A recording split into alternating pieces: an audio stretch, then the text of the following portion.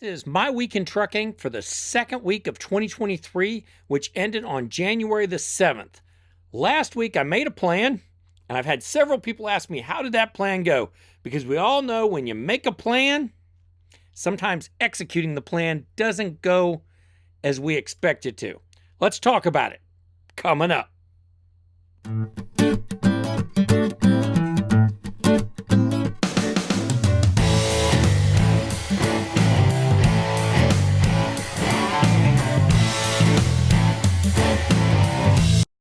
Last week we talked about planning. I had to plan a load, so how did that plan go? Because, plans look good on paper, but they tend to fall apart when you start rolling the truck.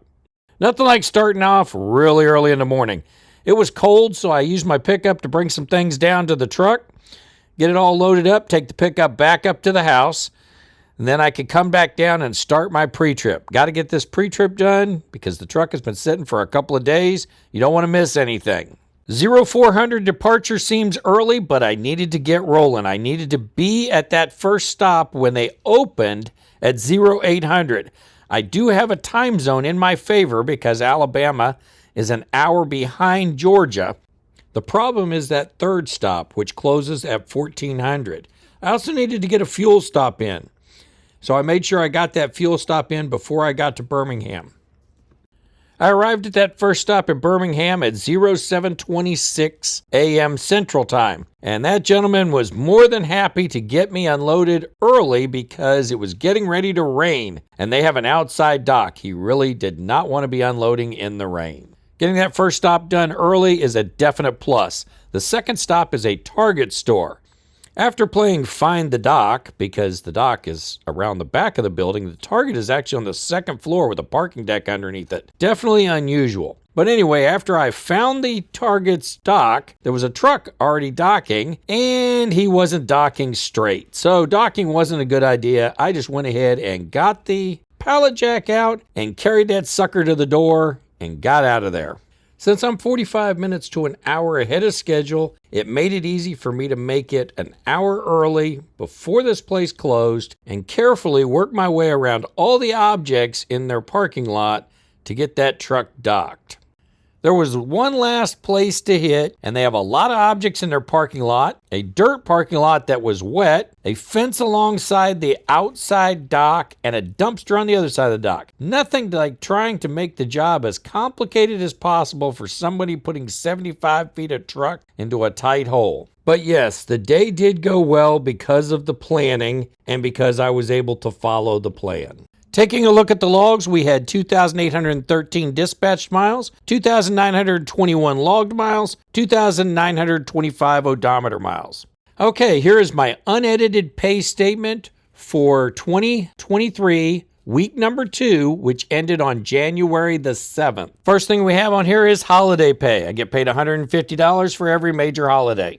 Because I do not use the company insurance, I get paid a $300 insurance cash out once a month. Run number 1 for this week went from Shadydale, Georgia to Fort Recovery, Ohio, with stops in Birmingham, Alabama, Jackson, Mississippi, Richland, Mississippi, Memphis, Tennessee, and Dixon, Tennessee.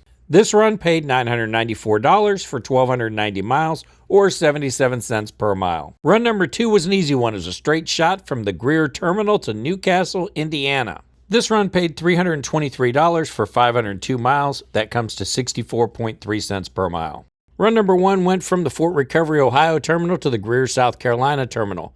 It was $316 for 515 miles, or 61.4 cents per mile. The fourth and final run shown on this pay statement goes from Newcastle, Indiana to the Greer Terminal, $311 for 504 miles, or 61.7 cents per mile. Keep in mind the runs don't always appear in the order they were actually driven. They go by the load number instead. Okay, it's time for the summary box. There was $44 in handling and securement, $150 in holiday pay for New Year's, $300 for the insurance cash out, $1,767 for loaded miles, $134 in stop pay. There was 0 empty mile pay this week. $23.96 total pay for 2,813 miles or 85.2 cents per mile. Again, that total was $23.96.24. Remember, if somebody shows you a compensation statement, be sure to look at the column on the right. I'm at 45.43 for the year, and it's the second week in. So you divide that by 2 and multiply it by 52 to get an idea of what you'd make per year. It's also best to have at least 4 weeks into the year before you compare. Looking at the calendar, I was home for both the 25th and 26th of December and the 1st and 2nd of January. That puts me having in January worked 5 days, been home 2 days, and the first week I made $21.46 and the second week I made $23.96. Remember that last week of December falls in this year for payroll. These videos chronicle my journey in trucking. Do they wind up getting me referrals? They do on occasion. But I'll tell you now, getting referrals this year at Cheeseman is pretty hard because you got to live in an area that they specifically need drivers. Unlike most companies, you're not seeing any ads from Cheeseman on XM radio and magazines and trucker in the truck stops hanging up on the bulletin boards because the trucks are basically full. Yes, there's a couple openings come here and there, and when they do, you got to jump on them. I'm not telling you that this is the perfect company for you. Now, if you live in Indiana or South Carolina, yeah, that's a no-brainer, okay?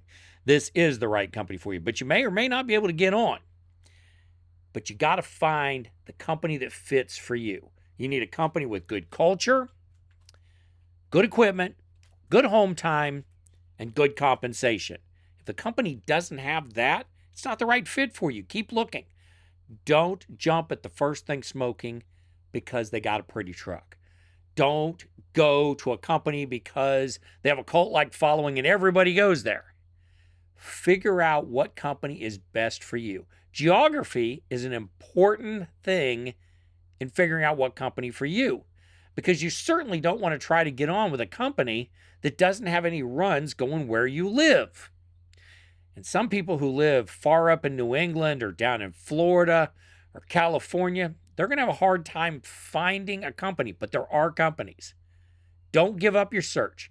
You need 2 things to find a good trucking company in today's world: networking and research. This is true in every industry. Networking and research are what you need to find the good jobs, because the best jobs aren't advertised. They don't have to advertise. They get their new people through referrals from current employees. If somebody's showing you check stubs telling you how great their company is, remember, look at the bottom right corner or bottom side. Look at year to date. Don't look at that single week, because it's really easy to cherry pick the best week you ever had, a carryover from last week. They'll do it. I'm telling you, there's all these people out here telling you how great the lease purchase they're under is going. They're telling you how great the company they work for is. Look for a lot of documentation. If they're not willing to show you 4 current pay stubs back to back, consecutive now, no skipping, it may not be the company for you. They're hiding something. And remember, make sure you're enjoying every day at work.